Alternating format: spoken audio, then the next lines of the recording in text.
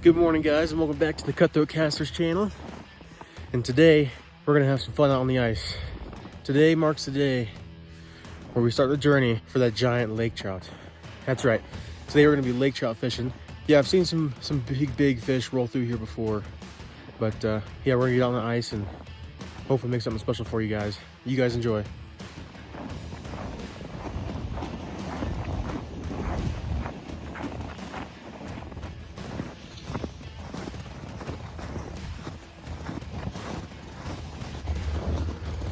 Sure is cold out here today.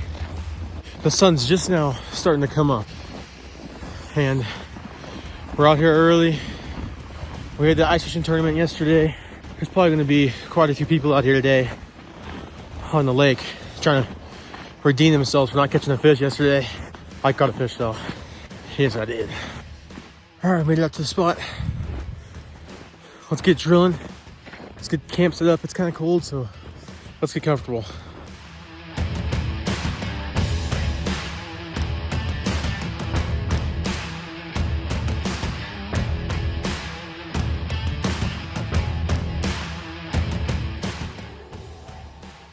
It's cold out here today. We're all set up, good to go.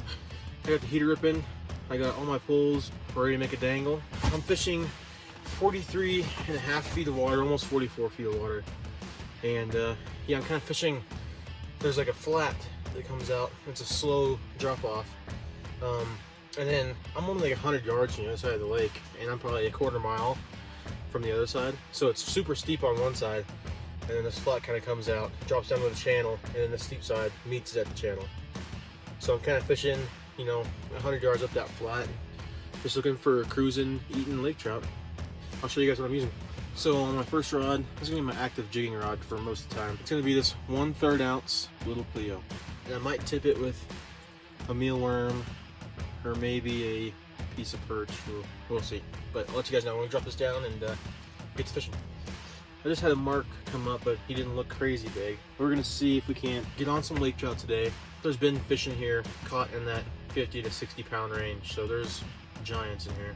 Just at the bottom on this guy, let's get that other pole rigged up. Yep, so this is gonna be my second option. 1/2 ounce jig head with a curly tail grub on it. I prefer using a white one just because it blends in better, makes the fish look more all the same color. It's a better presentation for the fish. You either have to go all the same color, like this, or you have to make sure it's balanced and then it looks somewhat realistic. And there are exceptions, you know, but for the most part, that's what I like to do because that's the kind of fish that are in here.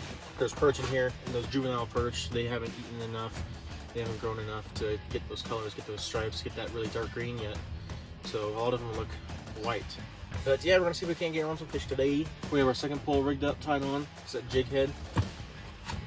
And this curly tail grub is actually a Gulp Alive curly tail grub. I've tried Gulp Alive in the past and I've had mixed results. We're gonna see right here. You guys are gonna know if Gulp Alive is worth it. Or should you just not waste your money buying normal, plain old plastics. We're gonna drop them down. The fish actually coming down to me right now. He's shooting up at it. I'm dropping it back down, past him. I'm gonna jump all the way past him and see if he'll hit this little Pleo. A lot of times the spoon can really get him to react a lot better. So I'm engaging with the spoon now. I see him, dropped it past him. I'm gonna jig it a couple times so he sees it. Slowly reeling up, but yeah, so we have some promise already. We've got fish chasing. Yeah, we're gonna try to get on some fish today. I also brought a tip up. In the lake that I'm fishing, tip ups are legal. They're legal, but it's up to officers' discretion. When you put a tip up out, it's, you know, it's usually a good distance away from you, and it has to be within a reasonable distance to where you could run over there and grab it ethically. Also, you can't use live fish in the lake that I'm fishing. So I did bring some dead perch, and they were caught out of this lake, so I also made sure that that is completely legal as well. But yeah, let's do some fishing, let's do some jigging, and yeah, we're gonna get some fish today. I'm gonna go get that flag and start getting it set up. I'm gonna jig with this spoon. I'm gonna take the other rod out. Now I'm gonna grab the tip up and bring it in and show you guys how I kind of set it up, how I'm gonna rig it. Okay, so this here is a tip up, and what it does is you rotate it over here. That drops down. This part goes into the hole, into the water, and this plastic stand holds it outside of the hole. And you put the flag underneath this trigger, and what happens is when a fish comes along, And this is down closer to the bottom, this line, and pulls on it like so, and boom, that sets off that flag. So it kind of gives the fish a chance to take the bait, and then this flag is how you can see the fish. So yeah, we're gonna get a piece of perch, throw it on there, and get her dropped down. And on my tip-up rods, I like to run kind of like a circle hook, and it's just a big Gamakatsu, sharp, thick circle hook. It's a very thick gauge, but it's for driving that hook in those big fish right through the backbone. So we drop that down, fish bites, a giant, and then we set the hook after we see the flag, or as I can easily see from our window. We run over there.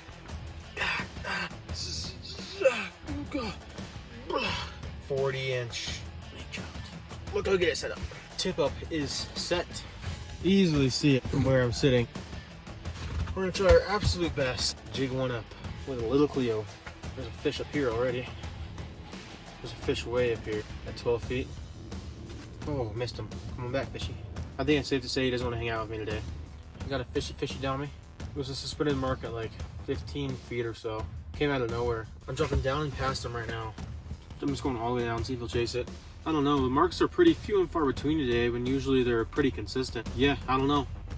Maybe it's super pressured today, or, you know, not the right pressure. We'll make it happen.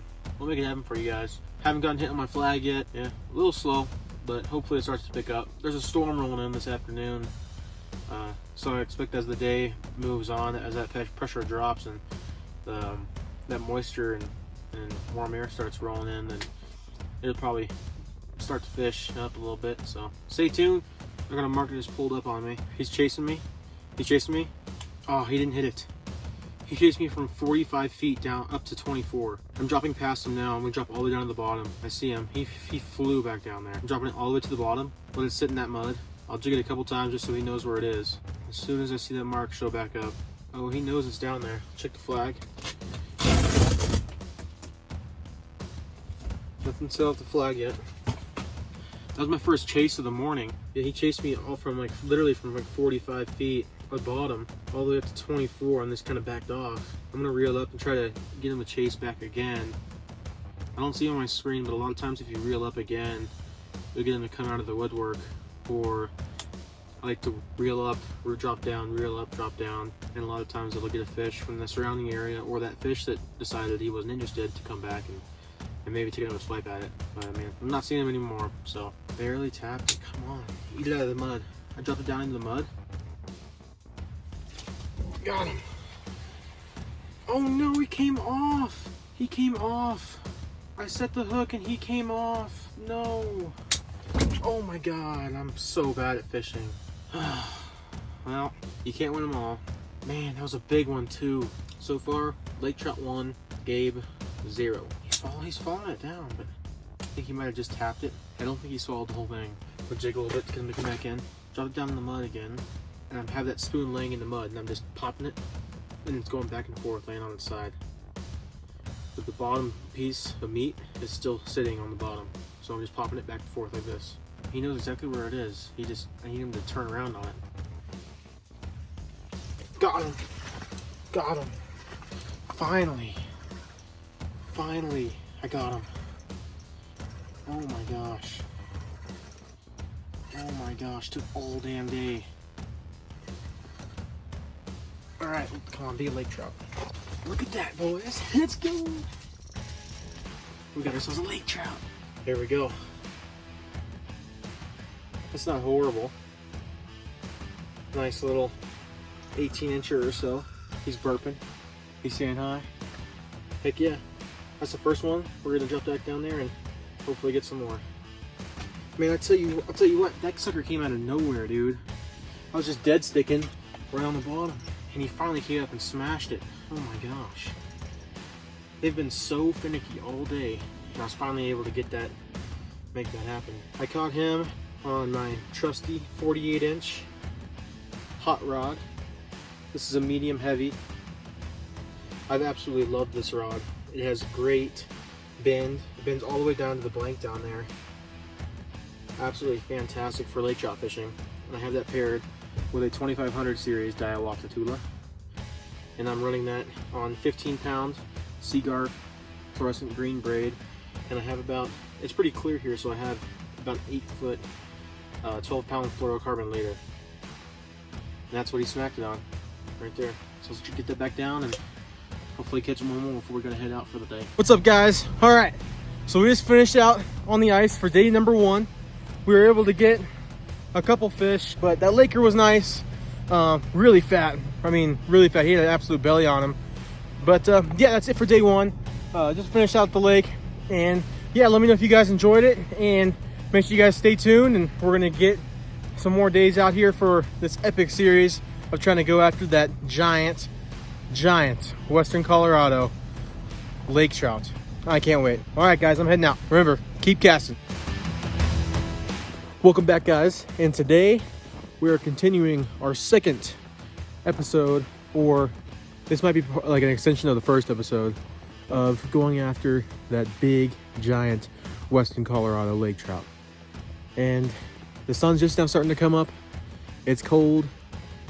We're in a new spot today, but so we're gonna kind of experiment and see. But I've heard of giant lake trout being pulled out of here. I've seen them myself, and I'm excited. Let's get out there and let's start casting. We're walking out here now. It's early and it's cold. But I think where we're gonna try to go is over here. There's a flat that comes out. I'm gonna try to find about 50 feet or so, and that should be money. But it is absolutely gorgeous out here today. Absolutely gorgeous. All right, so we just got out here to the spot. I'm sitting in about 40 feet of water.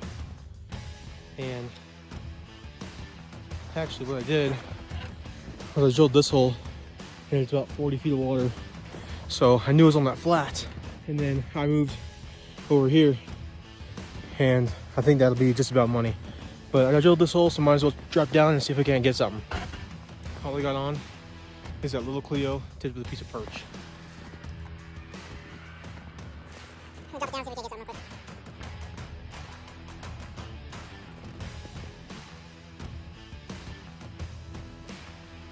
Well, maybe one of those holes. Let's go check it up on those. Hopefully we get between 45 and 50. Live impression. What do we got? 48.7. That's exactly what we're looking for. You find 48 feet, and there's deep water access and shallow water access in a gradual way. We catch a lake trout. It's just a matter of time. So, let's get set up and let's start putting some time in. Okay, we are all set up. It's starting to snow a little bit. We got a storm moving in, so hopefully that barometric pressure is low.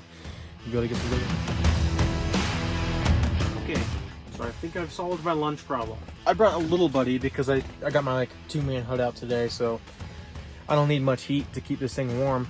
So I brought the little one, and so you can't put the soup cans right on top because they just fall right off.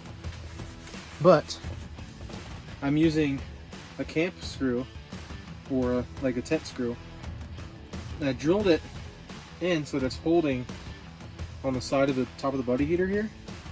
And look at this. Look at this.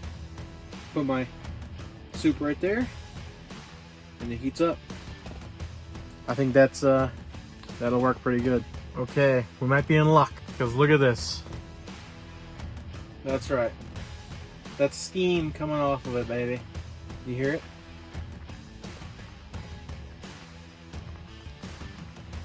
She's rumbling. Yeah, let's try to get this thing off, taste test it, and see how it went. See how it goes.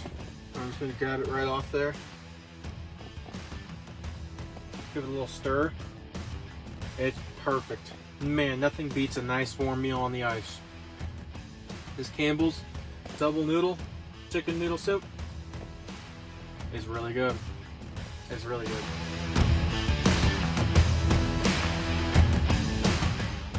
So those fish chasing me are a little small, and they're just biting the tip and tail of that tube jig. So I'm gonna try this spoon again.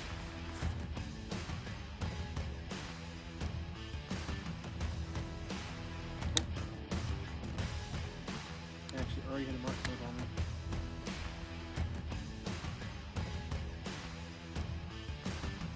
There we go. Fish.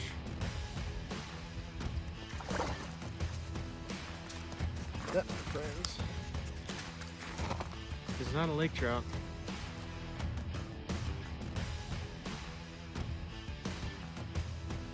That right there is a nice rainbow, about 15 inches or so, but not the lake trout we're after.